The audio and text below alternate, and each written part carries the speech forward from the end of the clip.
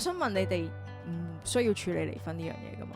係嘛？我哋有做離婚嘅，撮合又係你哋，破壞又係你哋。嗱，等陣先，等陣先，唔係我哋一路陪。陪伴佢哋。陪伴你哋。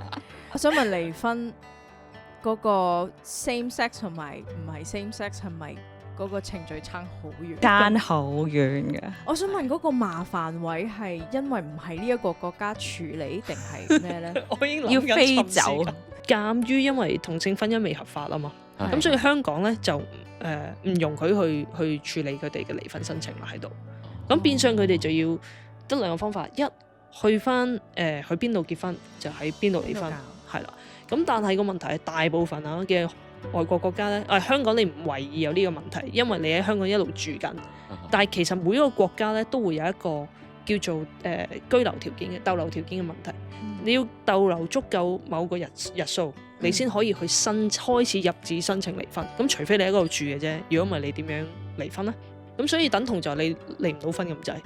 除非你移民去嗰度啦，咁你咪申請咯咁樣。即係離唔到婚㗎咯，其實都。我哋都有方法嘅。